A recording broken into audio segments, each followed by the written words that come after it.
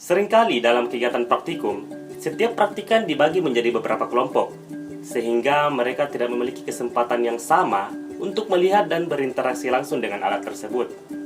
Hal tersebut karena faktor keterbatasan alat, serta waktu yang diberikan saat praktikum tidak banyak. Ditambah lagi, alat praktikum hanya bisa diakses saat berada di laboratorium. Akibatnya, setelah praktikum selesai, penggunaan alat tersebut dilupakan. Maka dari itu, muncullah VLab.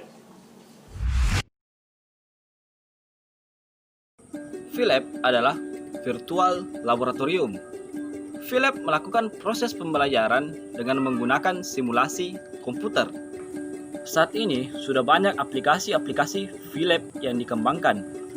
Namun yang menjadi masalahnya, aplikasi-aplikasi yang dikembangkan dengan tujuan pembelajaran ini hanya memberikan visualisasi dalam bentuk kartun atau model buatan dari alat aslinya. Contohnya, aplikasi AutoLevel.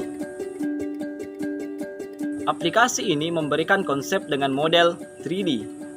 Tetapi, seperti yang dilihat, tampilannya belum memberikan visualisasi nyata seperti praktikum di lapangan. Contoh lain, pada ajang Lomba Inovasi Digital Mahasiswa tahun 2019, yang menjadi juara 1 pada divisi 1 berhasil membuat aplikasi laboratorium virtual.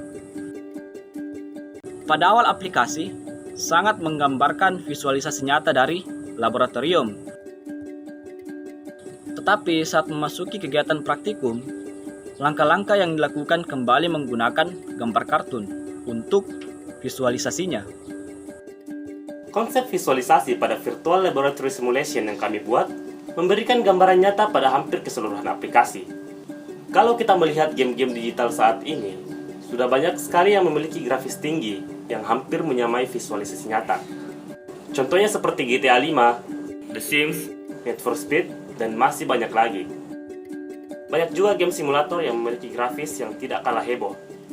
Contohnya seperti Truck, Bulldozer, dan Plane Simulator. Pertanyaannya sekarang, kalau game digital saja bisa menampilkan visualisasi seperti itu, kenapa tidak dengan media pembelajaran? Ada beberapa alasan untuk ini. Tapi yang paling mendasar adalah keterjangkauan spesifikasi perangkat setiap orang tidak sama. Game-game yang kami sebutkan sebelumnya dapat dimainkan di PC atau smartphone dengan spesifikasi yang lumayan tinggi. Tidak cocok diterapkan untuk media pembelajaran yang diharapkan dapat menjangkau seluruh pelajar.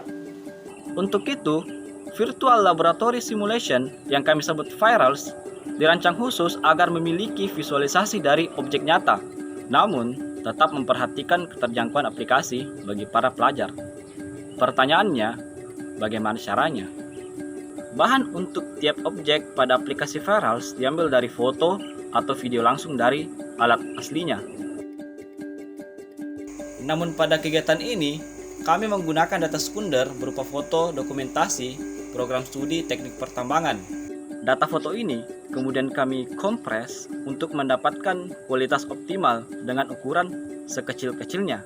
Selanjutnya, foto tersebut diedit untuk menyesuaikan dengan kebutuhan aplikasi, seperti cropping, remove background, dan lain-lain.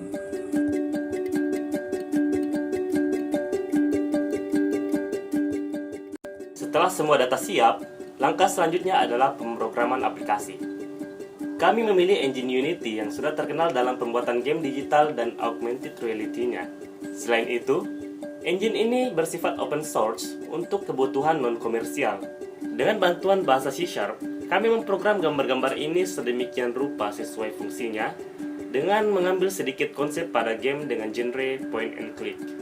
Meskipun terdengar sederhana, tapi jika dibuat dengan data gambar yang konsisten dan detail, aplikasi ini akan memberikan visualisasi alat dengan baik.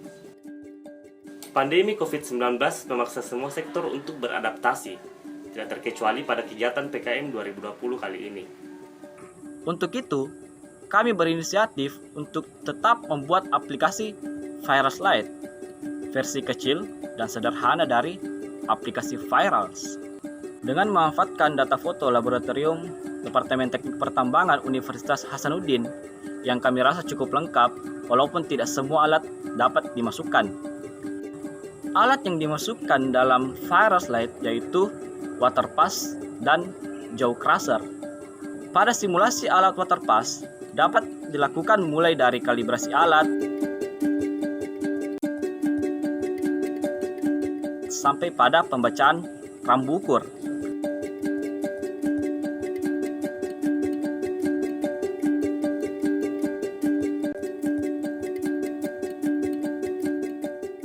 Sementara pada Jaw Crusher, pengguna dapat membuka alat, menyalakan tombol power, memasukkan sampel, kemudian melihat hasilnya.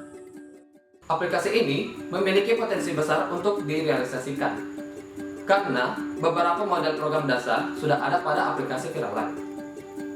Aplikasi ini juga berpotensi untuk menerapkan pembelajaran praktikum yang sulit dilakukan pada praktikum nyata, pengembangan multiplatform, pengembangan ke bidang lain, dan pengembangan untuk semua strata pendidikan.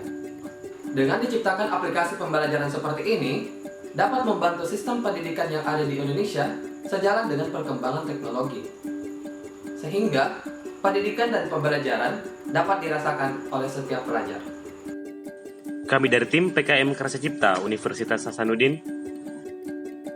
Sekian, terima kasih dan stay produktif.